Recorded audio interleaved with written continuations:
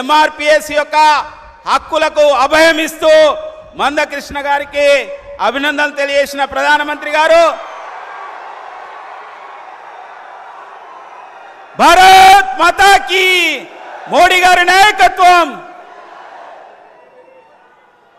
ఇప్పుడే మన యొక్క అభ్యర్థి శ్రీ ఆరూరు రమేష్ గారు గౌరవ ప్రధానమంత్రి గారిని కలుస్తున్నారు. అదేవిధంగా సీతారాం నాయక్ గారు మన యొక్క మహబూబాద్ అభ్యర్థి. దయచేసి వారికి సన్మానం చేయవలసిందిగా మరి అభ్యర్థులను మరి జిల్లా అధ్యక్షులను నేను కోరుతున్నాను. పద్మ గారు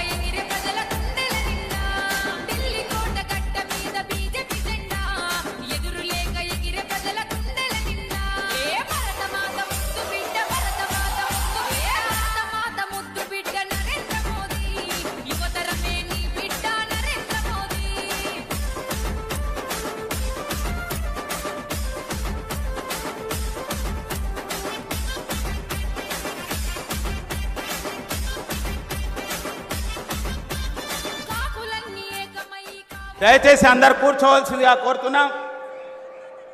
వారికి ఘన స్వాగతం పలికినందుకు జిల్లా శాఖకు మరియు యొక్క పార్లమెంటు నుంచి నాయకులకు అందరికీ ధన్యవాదాలు తెలియజేస్తూ దయచేసి కూర్చోవలసిందిగా కోరుతున్నాను. అందరూ కూడా కూర్చోవాలి తొందరగా.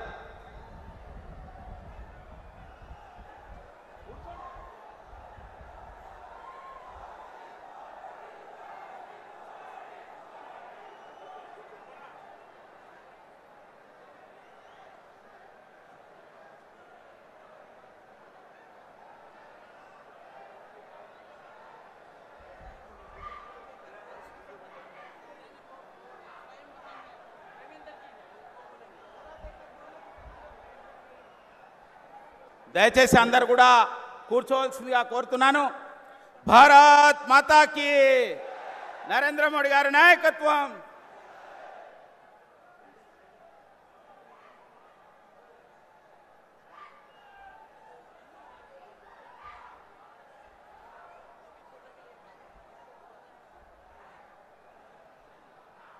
ఇప్పుడు మన యొక్క మాజీ శాసనసభ్యులు భారతీయ జనతా పార్టీ నాయకులు మన వరంగల్ భారతీయ జనతా పార్టీ అభ్యర్థి శ్రీ ఆరూరు రమేష్ గారిని మాట్లాడవలసిందిగా కోరుతున్నాను.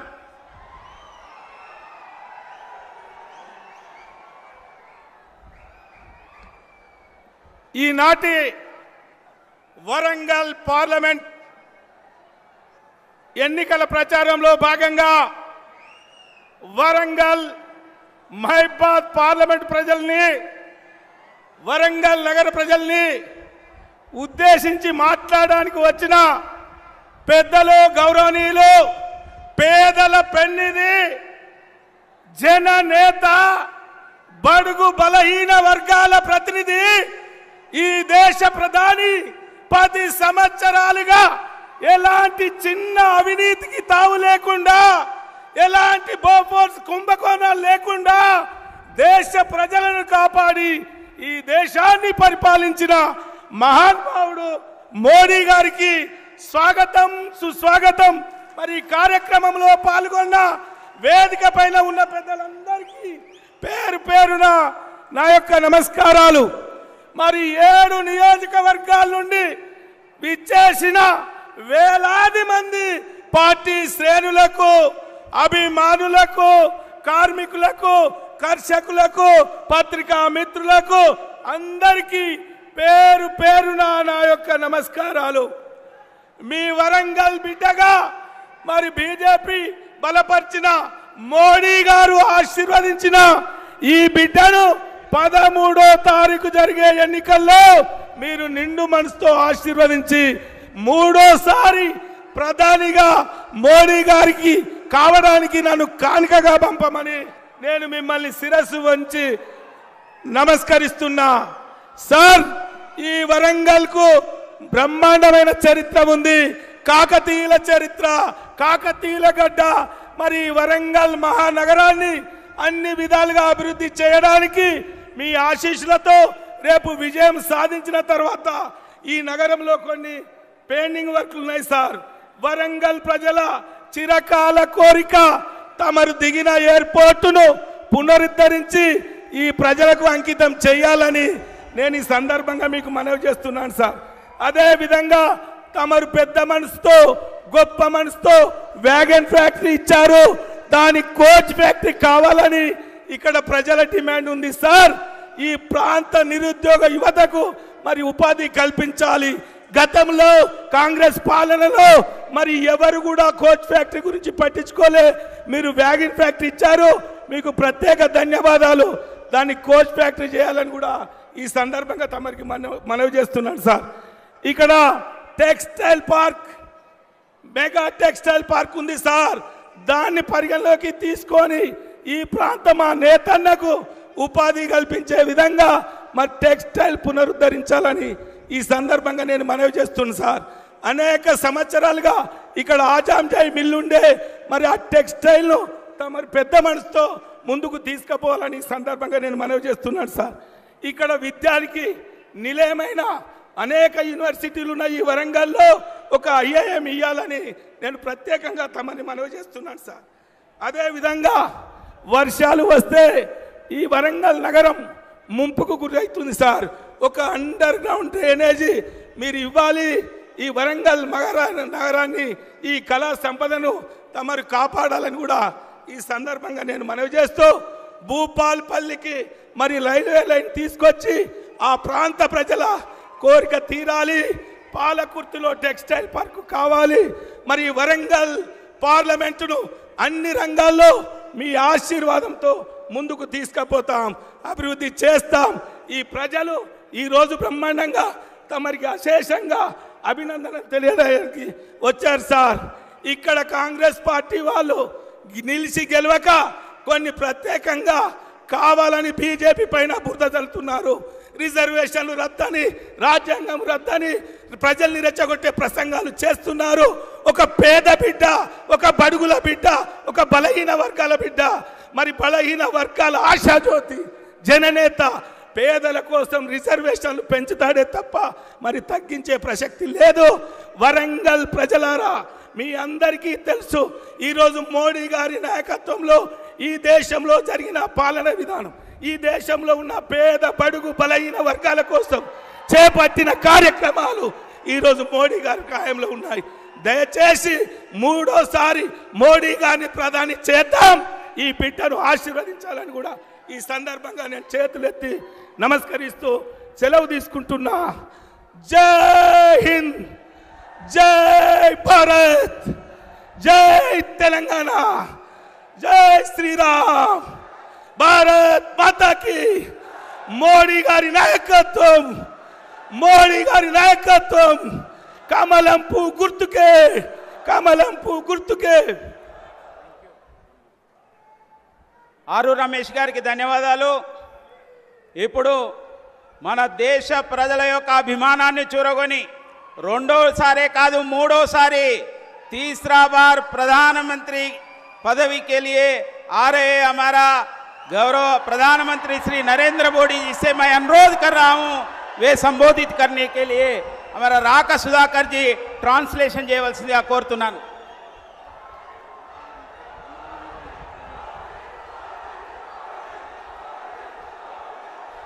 भारत माता की, भारत माता की, भारत माता की। ये इतनी प्यारी गुड़िया है, वाह। नाम क्या है इसका?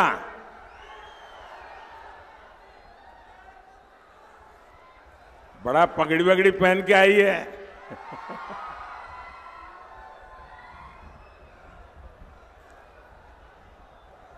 ना तेलंगाना कुटुंब सभ्युलंदरिकी नमस्कारायो। ये मेरा सौभाग्य है कि अहमदाबाद जो मेरी कर्मभूमि रही गुजरात में, उस अहमदाबाद नगर की जो नगर देवी है, नगर देवता है, वो भद्रकाली है। और मुझे आज यहां माता भद्रकाली के चरणों में प्रणाम करने का अवसर मिला है। यहां से कुछ दूरी पर मौजूद रामप्पा मंदिर को भी मैं श्रद्धा पूर्वक प्रणाम करता हूं। ये क्षेत्र काकतीय साम्राज्य के गौरव का प्रतीक है और तीसरे चरण के मतदान के अगले दिन मुझे इस क्षेत्र में आपसे आशीर्वाद लेने का सौभाग्य मिला है। साथियों, तीसरे चरण ने दो बातें साफ कर दी है। पहला, एनडीए 3 चरणों में ही विजय रथ तेज गति से जनता आगे ले जा रही है। दूसरा, कांग्रेस के लोग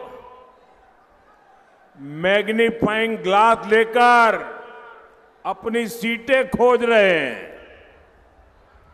आज तेलंगाना में आपका उत्साह, ये आपके आशीर्वाद इतने अद्भुत है। मैं एक और बात कह सकता हूं, चौथे चरण में कांग्रेस का सामान्य मैग्नीफाइंग ग्लास से काम नहीं चलेगा। कांग्रेस को अपनी सीटें खोजने के लिए माइक्रोस्कोप की जरूरत पड़ेगी। నా తెలంగాణ కుటుంబ సభ్యులందరికీ నమస్కారాలు। నా అదృష్టం ఏమిటంటే నేను పనిచేసినటువంటి అహ్మదాబాద్ యొక్క అధిష్టాత్రి దేవత కూడా భద్రకాళి। ఆ భద్రకాళి అమ్మవారికి ఆమె చరణాలకు నేను ప్రణామం చేస్తున్నాను। ఇక్కడి నుంచి కొంచెం దూరంలో ఉన్నటువంటి రామప్ప మందిరానికి కూడా నేను నమస్కారాలు చెబుతున్నాను। ఈ ప్రాంతము కాకతీయుల విజయ గౌరవ పతాకకు ప్రతీక। అదేవిధంగా 3వ దశ పోలింగును పూర్తి చేసుకుని నేను ఇక్కడికి వచ్చి మీ ఆశీర్వాదాన్ని తీసుకునేటటువంటి అదృష్టాన్ని పొందాను। మిత్రులారా, 3వ దశ పోలింగ్ 2 విషయాలను స్పష్టం చేసింది। మొట్టమొదటి విషయం, ఎన్డీఏ మొదటి 3 చరణాలలోనే, మొదటి 3 దశల్లోనే విజయ రథము అత్యంత వేగవంతంగా ప్రయాణం చేస్తున్నది। రెండవ విషయం, కాంగ్రెస్ తన సీట్లు ఎక్కడెక్కడ గెలుస్తుందా అని భూతద్దం పెట్టి చూసేటటువంటి పరిస్థితి వచ్చింది। నేడు తెలంగాణలో మీ ఉత్సాహము, మీ ఆశీర్వాదము చాలా అద్భుతంగా ఉంది। నేను మరొక్క మాట చెప్పదలుచుకున్నాను। 4వ చరణం పూర్తయ్యేసరికి కాంగ్రెస్ తన సీట్లను భూతద్దంతో వెతికితే దొరకవు, దానికోసము మైక్రోస్కోప్ కావలసి ఉంది. साथियों, मेरे लिए और बीजेपी के लिए वारंगल हमेशा से बहुत खास रहा है। 40 साल पहले जब बीजेपी के 2 एमपी थे, उनमें से एक सांसद, एक एमपी हनुमकोंडा से ही थे। बीजेपी आपका ये आशीर्वाद इसने कभी नहीं भूल सकती। जब भी कोई मुश्किल आई है, वारंगल के लोगों ने हमेशा बीजेपी का साथ दिया है और इसलिए बीजेपी वारंगल को बीआरएस और कांग्रेस के शिकंजे से बाहर निकालने में कोई कसर बाकी नहीं छोड़ेगी। మిత్రులారా, నా దృష్టిలో వరంగల్ చాలా ముఖ్యమైనటువంటి ప్రధానమైనటువంటి చోటు.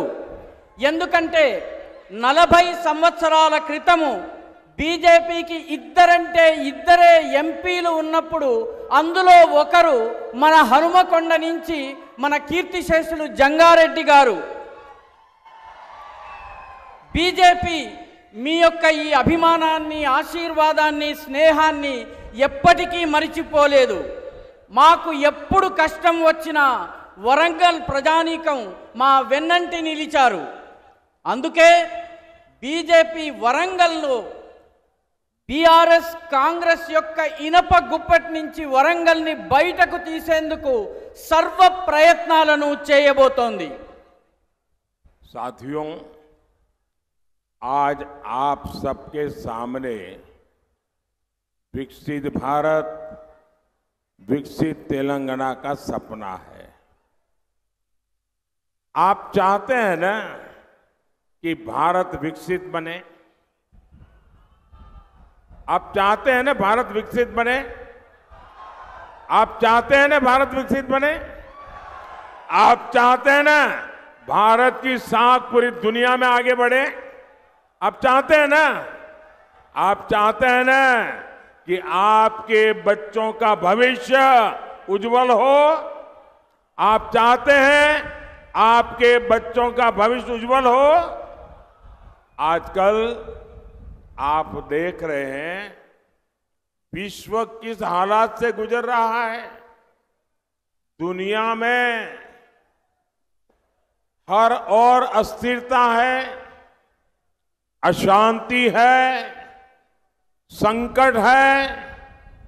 ऐसे में क्या देश की कमान गलत हाथों में दी जा सकती है?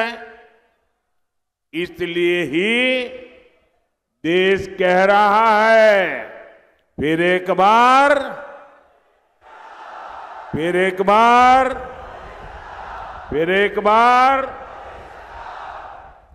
మిత్రులారా, మీరందరూ వికసిత భారత్, వికసిత తెలంగాణ కలను కంటున్నారు. మీరందరూ భారతదేశం అభివృద్ధి చెందాలని కోరుకుంటున్నారా? మీరు భారతదేశం యొక్క ప్రతిష్ట ప్రపంచమంతా వ్యాప్తం కావాలని కోరుకుంటున్నారా? అదేవిధంగా మీ పిల్లల భవిష్యత్తు ఉజ్వలంగా ఉండాలని మీరు కోరుకుంటున్నారా? ఈ రోజుల్లో ప్రస్తుత పరిస్థితుల్లో మీరు చూస్తున్నారు ప్రపంచం ఎలాంటి పరిస్థితుల్లోంచి వెళ్తోందో. ప్రపంచమంతటా అస్థిరత, అశాంతి, భయాందోళనలు, విపత్తులు ఉన్నాయి. ఇలాంటి పరిస్థితుల్లో దేశం యొక్క కార్యభారము, దేశం యొక్క పూర్తి శక్తి తప్పుడు చేతుల్లోకి వెళ్ళకూడదు. అందుకే దేశం ఏమంటోందంటే అబ్ కీ బార్ మోదీ సర్కార్ అంటోంది. साथियों, 10 साल पहले की कांग्रेस की केंद्र सरकार कोई उसके पापों को भूल नहीं सकता। हर कुछ दिन में हजारों करोड़ रुपए का नया घोटाला सामने आ जाता था। देश के बड़े बड़े शहरों में सीरियल बम ब्लास्ट होते थे। जहां कांग्रेस आई वहां प्रॉब्लम लाई। देश यही देख रहा था। इस बार तो इंडी अलायंस 5 साल 5 पीएम का फॉर्मूला लेकर आई है। आप कल्पना करिए, इन्हें सत्ता मिली तो ये देश का क्या हाल करेंगे। हर वर्ष एक नया पीएम, दूसरे साल दूसरा पीएम, तीसरे साल तीसरा पीएम, ये देश का भला कर सकते हैं क्या? మిత్రులారా, 10 సంవత్సరాల క్రితం వరకు కాంగ్రెస్ ప్రభుత్వము ఏ రకమైన పాపాలు చేసిందో మీరెవరూ మర్చిపోలేరు. గత ప్రతి 4 రోజులకి వేల కోట్ల రూపాయల కుంభకోణాలు, అవినీతి స్కాములు బయటపడుతూ ఉండేవి. దేశంలోని పెద్ద పెద్ద పట్టణాల్లో వరుస బాంబు పేలుళ్లు సంభవించేవి. కాంగ్రెస్ వచ్చిందంటే సమస్యలు వచ్చేవి. దేశము దీన్నే చూస్తూ వచ్చింది. ఈసారి ఇండి అలయన్స్ 5 సంవత్సరాలలో 5గురు ప్రధానమంత్రుల్ని తీసుకొస్తామని చెబుతోంది. మీరొక్కసారి ఊహించండి, రోజుకొక ప్రధానమంత్రి, మొదటి సంవత్సరం ఒక ప్రధానమంత్రి, రెండవ సంవత్సరం ఒక ప్రధానమంత్రి, మూడవ సంవత్సరం ఒక ప్రధానమంత్రి.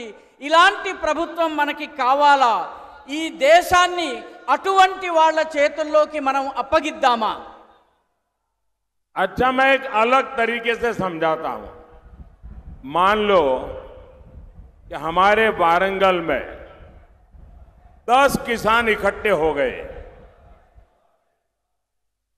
और 10 किसान इकट्ठे होकर के उन्होंने किसी को बुलाया जो जमीन में पानी कहां है उसकी खोज करने वाले को, और 10 किसानों ने पूछा कि भाई हम 10 खेतों के लिए पानी के लिए जमीन से पानी निकालना चाहते हैं।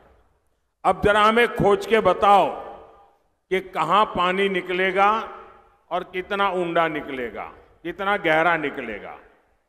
तो वो जो जानकार व्यक्ति था उसने 10 के खेत देखे और कहा, देखो भाई, ये नीचे पानी तो है, लेकिन आपको 100 मीटर नीचे जाना पड़ेगा, पाइप लगानी पड़ेगी, तब जाकर के पानी निकलेगा। तो ये फिर 10 किसान मिले, उन्होंने कहा, देखो भाई, उसने कहा है कि 100 मीटर नीचे जाएंगे तो पानी निकलेगा। तो फिर उन सब ने तय किया कि ऐसा करो, हम 10 किसान हैं तो मेरे खेत में 10 मीटर का पाइप डालो। दूसरे ने कहा मेरे खेत में 10 मीटर का पाइप डालो। तो 10 ने कहा कि हमारे 10 खेत में 10-10 मीटर के पाइप डालेंगे तो 100 मीटर हो जाएगा। बताओ, इससे पानी निकलेगा क्या? దీన్నే మీకు ఇంకొక పద్ధతిలో అర్థం చేయించే ప్రయత్నం చేస్తాను. వరంగల్లో ఒక 10 మంది రైతులు ఉన్నారనుకోండి. ఈ 10 మంది రైతులు కలిసి తమ పొలాల్లో బోరు పైపు వేయించుకోవాలనుకున్నారు. వీళ్ళు ఒక నిపుణుడిని పిలుచుకొచ్చారు. ఆ నిపుణుడు మొత్తము పరిశీలించిన తరువాత ఇక్కడ 100 మీటర్లు లోపల తవ్వినట్లయితే మీకు నీరు పడుతుంది అని చెప్పాడు. అప్పుడు ఈ 15 మంది రైతులు ఒక్కొక్కరు నా పొలంలో 10 మీటర్లు, పక్కవాడి పొలంలో 10 మీటర్లు, ఆ పక్కవాడి పొలంలో 10 మీటర్లు, ఇలా 10 మంది పొలాల్లో 10 మీటర్లు గనక బోరు తవ్వినట్టయితే 100 మీటర్లు అయిపోతుందని అన్నారు. ఇలా చేస్తే నీళ్ళు వస్తాయా? కాబట్టి ఈ రకమైనటువంటి ప్రభుత్వం మనకు వద్దు అని చెప్తున్నారు. अब बताइए, ये कहते हैं कि हर पार्टी का एक एक प्रधानमंत्री, हर वर्ष एक एक प्रधानमंत्री, जैसे उस किसान का बेचारे का पानी नहीं निकला, ये देश का भी कुछ भला नहीं कर सकते. కాబట్టి ప్రతి పార్టీకి ఒక్కొక్క ప్రధానమంత్రి ఉన్నట్లయితే ఈ దేశం యొక్క భవిష్యత్ ఏమవుతుంది? ఏ రకంగానైతే ప్రతి పొలంలోనూ 10 మీటర్లు బోరు పంపు వేస్తే నీళ్లు రావో, అదే రకంగా ఒక్కొక్క పార్టీకి ఒక్కొక్క ప్రధానమంత్రి, ఒక్కొక్క ఏడాదికి ఒక్కొక్క ప్రధానమంత్రి ఉంటే ఈ దేశం బాగుపడుతుందా? साथियों, कांग्रेस झूठ की कितनी बड़ी मास्टर है, तेलंगाना से बेहतर कौन जानेगा? मैं आपसे पूछता हूं, कांग्रेस ने अपनी सबसे बड़ी नेता के जन्मदिन से पहले किसानों का कर्ज माफ करने का वादा किया था. इन्होंने झूठ बोला कि नहीं बोला? अब ये लोग 15 अगस्त तक अपने वादे टाल रहे हैं, क्या कि लोकसभा का चुनाव खत्म हो जाए फिर वो हाथ ऊपर कर दे. क्या ये आपसे धोखा नहीं है? आपकी भावनाओं का अपमान नहीं है? ये लोग वेमुलावाड़ा के भगवान राजन्ना की सौगंध खा रहे थे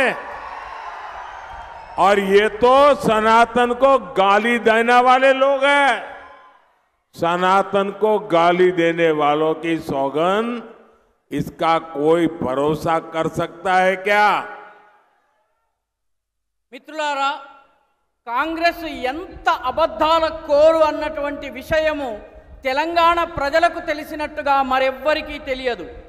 నేను మిమ్మల్ని అడుగుతున్నాను, కాంగ్రెస్ యొక్క అతిపెద్ద నాయకుడి పుట్టినరోజు నాడు రైతుల యొక్క రుణమాఫీ చేస్తానని చెప్పి వాగ్దానం చేసింది. అబద్ధం చెప్పిందా లేదా? ఇప్పుడు 15 ఆగస్టు వరకు ఈ వాగ్దానాన్ని వెనక్కి తోశారు. లోకసభ ఎన్నికలు అయ్యేదాకా ఆగి ఆ తరువాత చేతులెత్తేయబోతున్నారు. ఇది మిమ్మల్ని మోసం చేయడం కాదా? మీ మనోభావాల్ని దెబ్బతీయడం కాదా? వీళ్ళు వేములవాడ రాజన్న మీద ప్రతిజ్ఞ చేస్తున్నారు, ఒట్టు పెట్టుకుంటున్నారు, కానీ మరొక వైపు సనాతనాన్ని తిడుతున్నారు. సనాతన ధర్మాన్ని తిట్టేటటువంటి వాళ్ళు పెట్టేటటువంటి ఒట్టుని ఎవరైనా నమ్మగలరా?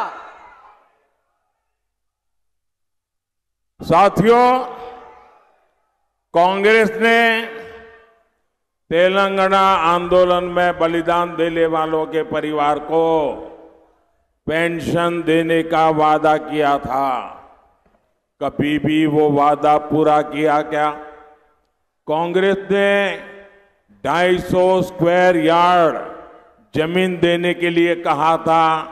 आप बताइए, जमीन मिली क्या? कांग्रेस ने महिलाओं को हर महीने 2500 रुपीज देने का वादा किया था. आज तक यहाँ की महिला इसका इंतजार कर रही है.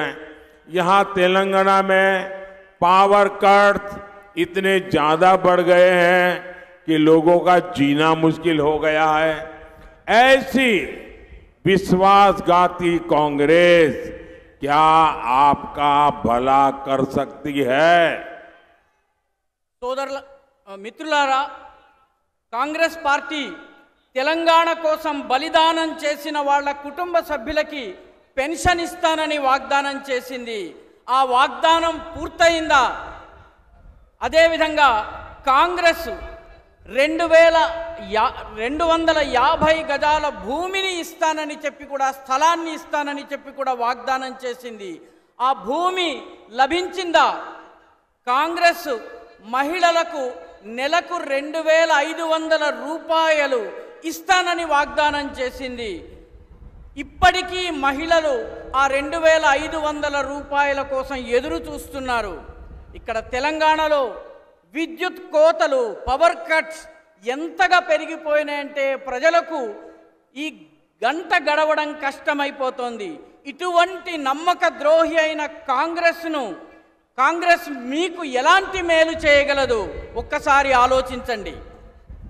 साथियों, जब से कांग्रेस आई है तेलंगाना का विकास ठप पड़ा है, सरकार का खजाना खाली हो गया है।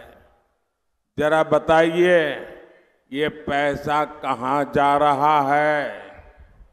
तेलंगाना की जनता का पैसा डबल आर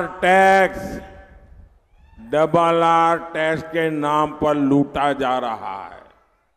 और यहां चर्चा है कि डबल आर टैक्स में एक हिस्सा पहले आर के लिए हैदराबाद जाता है, दूसरा हिस्सा दूसरे आर के लिए दिल्ली भेजा जाता है। మిత్రులారా, కాంగ్రెస్ ప్రభుత్వం అధికారంలోకి వచ్చినప్పటి నుంచి అభివృద్ధి పూర్తిగా ఆగిపోయింది. ప్రభుత్వం యొక్క ఖజానా పూర్తిగా ఖాళీ అయిపోయింది. మీరు చెప్పండి, ఈ డబ్బులన్నీ ఏమవుతున్నాయి?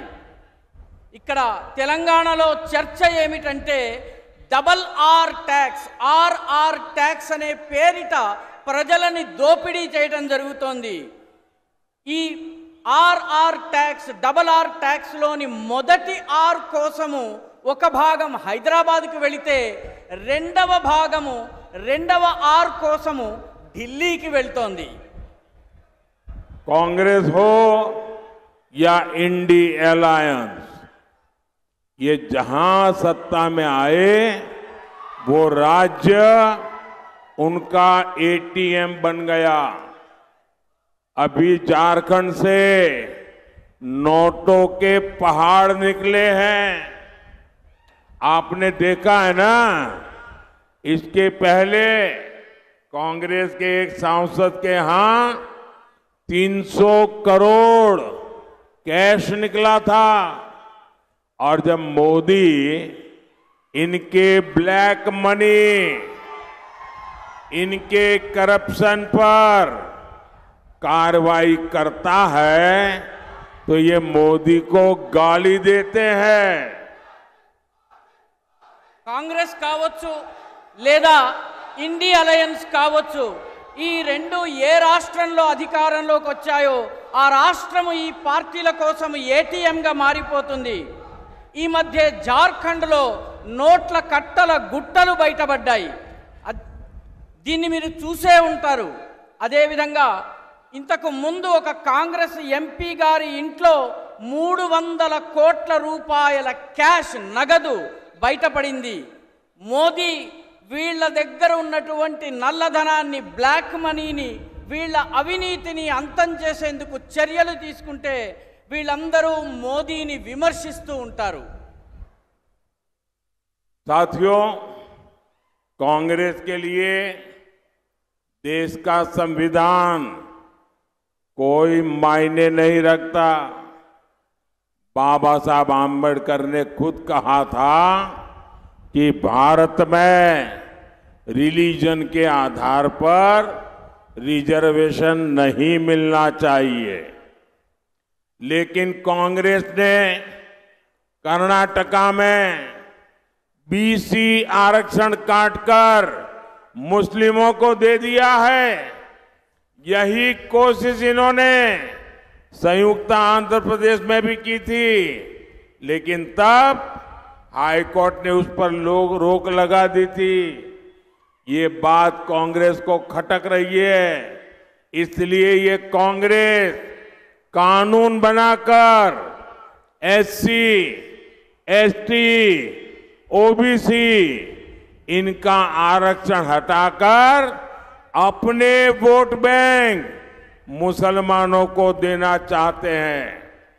जितना आरक्षण आज एससी, एसटी, ओबीसी को मिलता है वो खत्म करके इंडी अलायंस पूरा का पूरा रिजर्वेशन मुसलमानों को देना चाहती है।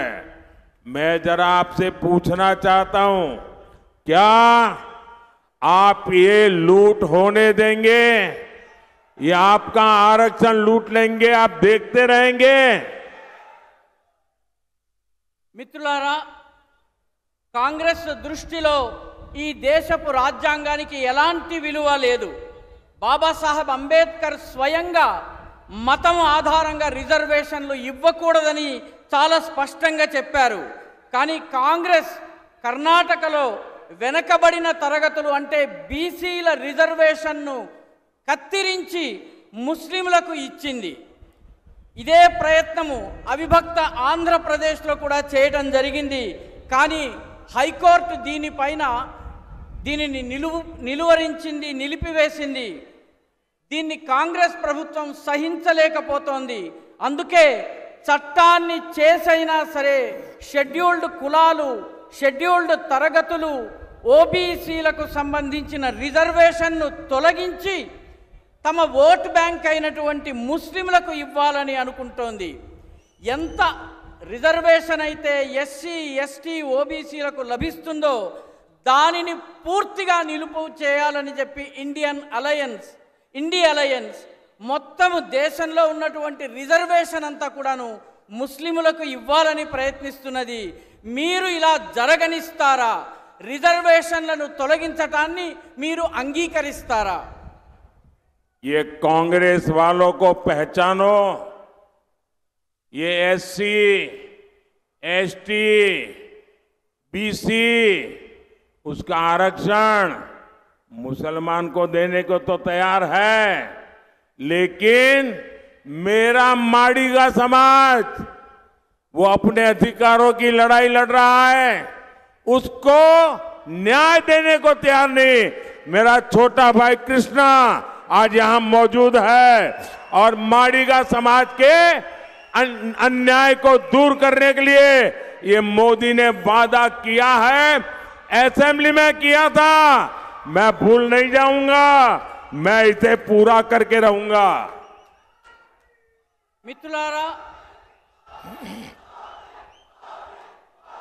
మిత్రులారా, కాంగ్రెస్ పార్టీని ఒకసారి గమనించి చూడండి. ఎస్సీలు, ఎస్టీలు, ఓబీసీలకు చెందినటువంటి రిజర్వేషన్లు ముస్లింలకు ఇవ్వడానికైతే ముందుకొస్తోంది. కానీ నా మాదిగ సోదరులకు రిజర్వేషన్ ఇచ్చేటటువంటి విషయంలో మాత్రం వెనకడుగు వేస్తోంది. ఇక్కడ నా చిన్న తమ్ముడైనటువంటి కృష్ణ మాదిగ గారు ఉన్నారు. వారు మాదిగల కోసం పోరాడుతున్నారు. ఇప్పటి వరకు న్యాయం జరగలేదు. నేను వారికి న్యాయం చేస్తానని వాగ్దానం చేశాను. ఆ వాగ్దానాన్ని ఇప్పటి వరకు మరిచిపోలేదు, అమలు చేసి చూపిస్తాను. साथियों, कांग्रेस को एससी, एसटी, बीसी समाज के जो होनहार युवा हैं वो अपनी मेहनत करके जो प्रगति कर रहे हैं ना, ये कांग्रेस वाले उससे डरने लगे हैं।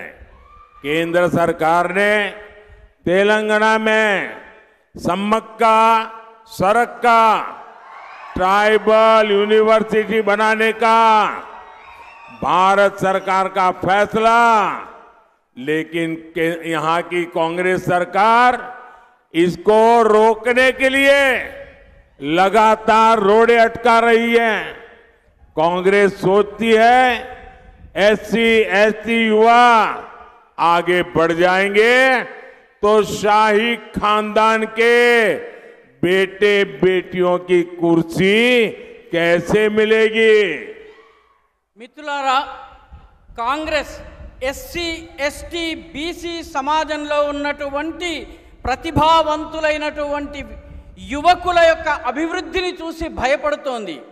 కేంద్ర ప్రభుత్వం తెలంగాణలో సమ్మక్క సారక్క ట్రైబల్ యూనివర్సిటీని నిర్మాణం చేయాలని సంకల్పించింది. కానీ కాంగ్రెస్ ప్రభుత్వం దానికి ఇబ్బందులు తెచ్చి దానిని ఆపివేయాలని ప్రయత్నిస్తోంది. నిరంతరం ఇబ్బందుల్ని ఇక్కట్లను పెంచుతోంది. కాంగ్రెస్ ఏమనుకుంటుందంటే ఎస్సీ ఎస్టీ సముదాయాలకు చెందిన యువకులు గనక ముందుకొచ్చినట్లయితే ఈ పెత్తందారుల కుటుంబాల పిల్లలకు కుర్చీ దక్కకుండా అయిపోతుందన్నటువంటి భయం కాంగ్రెస్ పార్టీకి ఉంది. साथियों, बीआरएस की सच्चाई भी एसटी, एससी, बीसी समाज को धोखा देने की और अपीजमेंट की है। बीआरएस ने 2014 में आपसे वादा किया था कि वो सरकार में आई तो दलित सीएम बनाएंगी, और सीएम कौन बना था? बीआरएस ने यहां दलित बंधु स्कीम के नाम पर भी आपका भरोसा तोड़ा, और यही बीआरएस है जिसने अपनी अपीजमेंट पॉलिटिक्स को आगे बढ़ाते हुए मुस्लिम आईटी पार्क बनाने की बात कही थी। మిత్రులారా, బీఆర్ఎస్ యొక్క వాస్తవాన్ని కూడా తెలుసుకుందాం. ఎస్సీలు, షెడ్యూల్డ్ కులాలు, షెడ్యూల్డ్ తరగతులు, ఎస్టీలు, అదేవిధంగా బీసీ సమాజానికి మోసం చేయడము, బుజ్జగింపు రాజకీయాలే బీఆర్ఎస్ యొక్క రాజకీయాలు. 2014లో అధికారంలోకి వస్తే ఒక దళితుణ్ణి ముఖ్యమంత్రిగా చేస్తామని వాగ్దానం చేశారు. కానీ ఈ ముఖ్యమంత్రి ఎవరయ్యారు? బీఆర్ఎస్ దళిత బంధు స్కీమ్ పేరిట కూడా మిమ్మల్ని, మీ నమ్మకాన్ని వమ్ము చేసింది.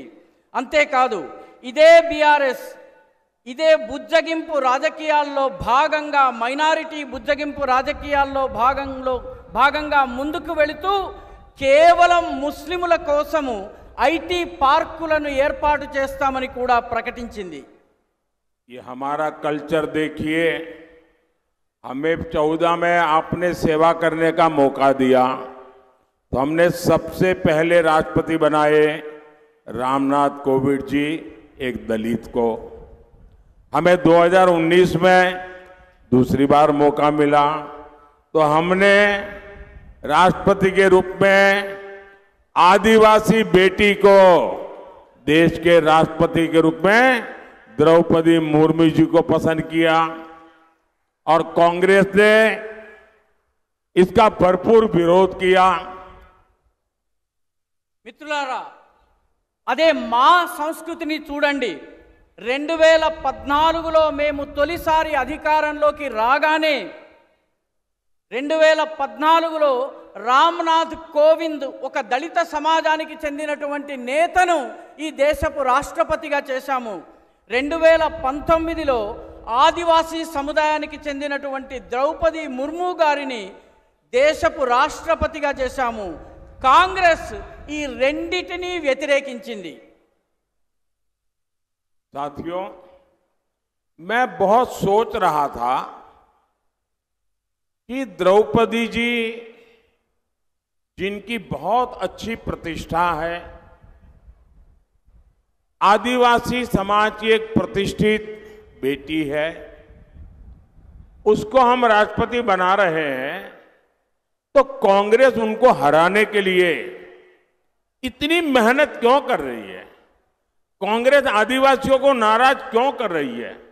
मैं सोचता रहता था, लेकिन मुझे समझ नहीं आता था। मुझे लगता है ठीक है, ये शाहजादे का दिमाग ऐसा है तो शायद वो द्रौपदी जी का विरोध कर रहा है, उनको चुनाव में हराने के लिए निकल पड़ा है। लेकिन मुझे आज पता चला कि ये कांग्रेस पार्टी द्रौपदी मुर्मू, जो एक आदिवासी बेटी थी, उसको हराने के लिए क्यों मैदान में उतरे थे। आज मुझे पता चला कि अमेरिका में ये शहजादे के एक अंकल रहते हैं। ये शहजादे के अंकल, वो उनका फिलोसोफर एंड गाइड है। और जैसे क्रिकेट में आजकल थर्ड एम्पायर होता है ना, कोई कंफ्यूजन हो तो थर्ड एम्पायर को पूछते हैं, और वैसे ही ये शहजादे, ये थर्ड प्लेयर को कंफ्यूजन होते हैं तो सलाह लेते हैं। ये शहजादे के फिलोसोफर एंड गाइड अंकल ने बड़ा रहस्य खोला है। उसने कहा है कि जिनका चमड़ी का रंग काला होता है ये सब अफ्रीका के हैं। मतलब आप सबको, मेरे देश के अनेक लोगों को चमड़ी के रंग के आधार पर उन्होंने इतनी बड़ी गाली दे दी। तब जाकर के मुझे समझ आया कि चमड़ी का रंग देख करके उन्होंने मान लिया कि द्रौपदी मुर्मू भी अफ्रीकन है और इसलिए उनकी चमड़ी का रंग काला है तो उनको हराना चाहिए। ये सोच आज पहली बार मुझे तो पता चला कि ये दिमाग कहां काम कर रहा है इनका, ये देश को कहां ले जाएंगे।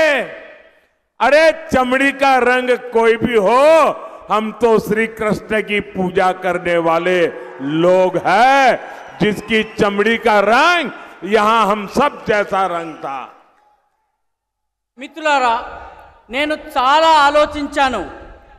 ద్రౌపది ముర్ము గారిని ఇంత సుప్రతిష్ఠితమైనటువంటి ఆదివాసీ సముదాయానికి చెందినటువంటి ద్రౌపది ముర్ము గారిని కాంగ్రెస్ పార్టీ ఇంత తీవ్రంగా ఎందుకు వ్యతిరేకించింది?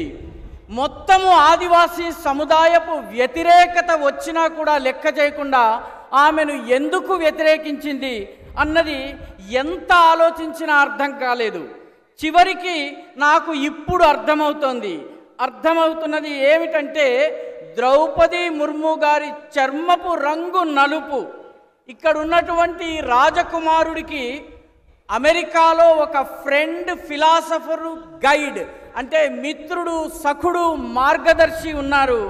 ఆయన, ఈ అంకుల్ ఎవరైతే అమెరికాలో ఉన్నారో ఆయన ఈ మధ్య ఒక మాట చెప్పారు. చర్మము రంగు నల్లగా ఉన్న వాళ్ళందరూ ఆఫ్రికన్లు అని చెప్పారు. మీరంతా మీ చర్మము రంగు నల్లగా ఉంది అంటే మిమ్మల్ని అందరినీ కూడాను ఒక పెద్ద తిట్టినట్టుగా, చాలా అవమానకరంగా మాట్లాడినట్టుగా మీరు భావించాలి. నాకు అర్థమైందప్పుడు చర్మము రంగుని బట్టి ద్రౌపది ముర్ము గారిని కూడా ఆఫ్రికన్ అని ఆయన భావించారు. అందుకే ఓడించాలని చెప్పి ఆయన బోధించారు. మెదడు ఎక్కడిది, ఆలోచన ఎక్కడిది అన్నది మనం అర్థం చేసుకోవాలి. చర్మపు రంగు నల్లగా ఈ దేశంలో చాలా మందికి ఉంటుంది. భగవాన్ శ్రీకృష్ణుడి చర్మపు రంగు కూడా నీలం రంగులో, నల్ల రంగులో, మనందరి రంగులో ఉంటుందని గమనించాలి. साथियों, मैं एक गंभीर सवाल आज आपको पूछना चाहता हूं. मैं पहले चाहूंगा कि तेलुगु में उसका अनुवाद हो ताकि मेरा सवाल मैं सही तरीके से आपको पूछ सकूं.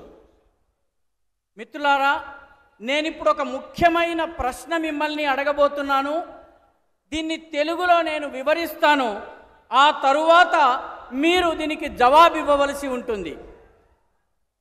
साथियों, मेरा सवाल है और आप तेलुगु में बोलने के बाद मुझे जवाब देना. क्या हमारे देश में ये शहजादे, मैं बहुत गुस्से में हूं आज दोस्तों, मुझे कोई गाली दे मुझे गुस्सा नहीं आता है, मैं सहन कर लेता हूं, लेकिन आज शहजादे के फिलोसोफर ने इतनी बड़ी गाली दी है जिसने में गुस्सा भर दिया है. कोई मुझे बताइए, क्या मेरे देश में चमड़ी के रंग के आधार पर लोगों की योग्यता तय होगी? क्या चमड़ी के रंग का खेल शहजादे को किसने इजाजत दी है? संविधान सर पे लेकर के नाचने वाले लोग चमड़ी के रंग के आधार पर मेरे देशवासियों का अपमान कर रहे हैं. మిత్రులారా, ప్రశ్నను తెలుగులో వివరిస్తాను. మన దేశంలో కూడా ఈ రాకుమారుడు ఎవరైతే ఉన్నారో ఈ పెత్తందారుల పెద్ద కుమారుడు ఎవరైతే ఉన్నారో ఆయన మీద నాకు చాలా కోపం వస్తుంది.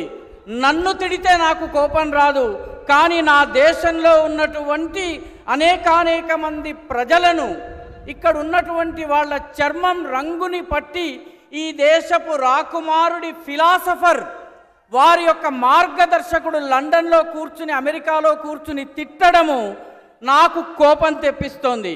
మీరు చెప్పండి, ఈ దేశంలో చర్మపు రంగుని పట్టి యోగ్యతను నిర్ధారిస్తారా? జవాబివ్వండి. ఈ దేశంలో రాజ్యాంగాన్ని తమ నెత్తిన పెట్టుకుని తిరిగేటటువంటి వాళ్ళు చర్మం ఆధారంగా వ్యక్తుల గొప్ప హెచ్చు తగ్గులని నిర్ధారించడం సబబా? జవాబివ్వండి. शहजादे, आपको जवाब देना पड़ेगा। चमड़ी के रंग के आधार पर मेरे देशवासियों का अपमान मेरा देश सहन नहीं करेगा और मोदी तो कतई नहीं करेगा। మిత్రులారా, మీరు జవాబు చెప్పాలి. చర్మం రంగు ఆధారంగా ఈ దేశంలో వ్యక్తులను అవమానపరచటం ఈ దేశంలో సాధ్యం కాదన్నటువంటి విషయాన్ని మీరు జవాబు రూపంలో చెప్పాలి. ఈ దేశం యొక్క ప్రతిష్టను భగ్నం చేసేటటువంటి ప్రయత్నాన్ని మోదీ సహించరు. ఈ విషయాన్ని కూడా మీరు అర్థం చేసుకుని కరతాళ ధ్వనుల ద్వారా మీరు చెప్పండి. साथियों, कांग्रेस के कुशासन की कीमत तेलंगाना के किसानों ने भी चुकाई है। बीआरएस ने कालेश्वरम घोटाला किया था। कांग्रेस बीआरएस को बचाने में लगी है। कालेश्वरम प्रोजेक्ट पर इसका लूट का नुकसान हमारे किसानों को हो रहा है। మిత్రులారా, కాంగ్రెస్ ప్రభుత్వం యొక్క దుశ్శాసన పర్వం యొక్క ఖరీదు మూల్యాన్ని తెలంగాణ యొక్క రైతులు చెల్లించాల్సి వస్తోంది. బీఆర్ఎస్ ప్రభుత్వము కాళేశ్వరం స్కామ్కి పాల్పడింది. కాంగ్రెస్ ప్రభుత్వము బీఆర్ఎస్ని కాపాడేందుకు ప్రయత్నిస్తోంది. కాళేశ్వరం ప్రాజెక్టు పేరిట జరిగినటువంటి లూటీ యొక్క నష్టాన్ని రైతులు భరించాల్సి వస్తోంది. साथियों, बीजेपी के लिए किसान हमारी टॉप प्रायोरिटी है, पहली प्राथमिकता है। हमने टर्मरिक किसानों के लिए टर्मरिक बोर्ड बनाया। हमने पैडी और कॉटन की रिकॉर्ड खरीद की। आज तेलंगाना के करीब 40 लाख किसानों को किसान सम्मान निधि मिल रही है। हमने रामागुंडम में बंद पड़ी फर्टिलाइजर की फैक्ट्री शुरू करवाई। नौजवानों को रोजगार मिला, किसानों को फर्टिलाइजर मिला। మిత్రులారా, బీజేపీకి రైతులకే బీజేపీ యొక్క పెద్దపీట. మా యొక్క ప్రాథమికత రైతాంగము, రైతు సంక్షేమం. అందుకే పసుపు రైతుల కోసము టర్మరిక్ బోర్డుని, పసుపు బోర్డుని ఏర్పాటు చేశాము. వరి ధాన్యము, పత్తి కోసము రికార్డు స్థాయిలో కొనుగోళ్లు చేశాము. తెలంగాణలోని 40 లక్షల మంది రైతులకు కిసాన్ సమ్మాన్ నిధి అందుతోంది. అదేవిధంగా రామగుండంలో మూతబడిపోయినటువంటి ఫర్టిలైజర్ ఫ్యాక్టరీని మళ్ళీ ప్రారంభించాము. దీనివల్ల యువకులకు ఉపాధి లభిస్తోంది, రైతులకు ఎరువులు లభిస్తున్నాయి. साथियों, तेलंगाना सरकार तो केंद्र के विकास कार्यों से भी परेशान है। तेलंगाना और वारंगल में हमने टेक्सटाइल पार्क बनाया है, लेकिन ये लोग टेक्सटाइल पार्क के संचालन में समस्या पैदा कर रहे हैं। उसमें भी वो RRR टैक्स की फिराक में है। మిత్రులారా, తెలంగాణ ప్రభుత్వం కేంద్ర ప్రభుత్వం చేస్తున్నటువంటి అభివృద్ధి కార్యక్రమాల పట్ల కూడాను తెలంగాణ ప్రభుత్వానికి ఇబ్బందిగా ఉంది. దీనివల్ల అది కూడా చాలా ఇబ్బంది పరేషానికి గురవుతోంది. తెలంగాణ అదేవిధంగా వరంగల్లో మేము టెక్స్టైల్ పార్కుని ఏర్పాటు చేశాము. కానీ టెక్స్టైల్ పార్కుని నడిపించే విషయంలో, నిర్వహణ విషయంలో కూడాను సమస్యలు వచ్చేలాగా ప్రయత్నిస్తున్నారు. साथियों, 13 मई को आपका वोट तेलंगाना को नुकसान पहुंचाने वालों को जवाब देगा. मेरा आपसे आग्रह है, वारंगल से श्रीमान अरूरी रमेश,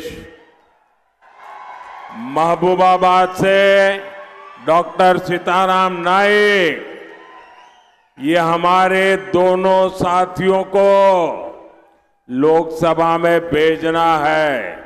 ये लोग पार्लियामेंट में आएंगे तो मोदी की ताकत बढ़ जाएगी. और इसलिए कमल का फूल, कमल के फूल पे बटन दबाना, और आप कमल के फूल पर बटन दबाएंगे, वो वोट सीधा सीधा मोदी को जाएगा. और आपका वोट देश को विकसित बनाएगा. आपका वोट तेलंगाना को विकसित बनाएगा. और ये मोदी आप सबको इसकी गारंटी देता है. మిత్రులారా, మే 13వ తారీఖున తెలంగాణకు నష్టం చేస్తున్నటువంటి, ఇబ్బందులు కలిగిస్తున్నటువంటి వాళ్లకు జవాబు చెప్పవలసినటువంటి సమయం వచ్చింది. మీ అందరినీ నేను కోరుతున్నాను, వరంగల్ నుంచి శ్రీమాన్ ఆరూరి రమేష్ గారిని, మహబూబాబాద్ నుంచి డాక్టర్ సీతారాం నాయక్ గారిని లోకసభకు పంపించండి. మోదీకి బలం చేకూర్చండి. కమలం పువ్వు గుర్తు మీద బటన్ని నొక్కండి. వీళ్ళిద్దరినీ భారీ మెజారిటీతో గెలిచి ఢిల్లీకి వెళ్ళేలా చేయండి. మీ ఓటు ఒక అభివృద్ధి చెందినటువంటి వికసిత భారతదేశాన్ని, అదేవిధంగా వికసిత తెలంగాణను చేస్తుందని మోదీ యొక్క గ్యారంటీగా నేను మీకు మాటిస్తున్నాను.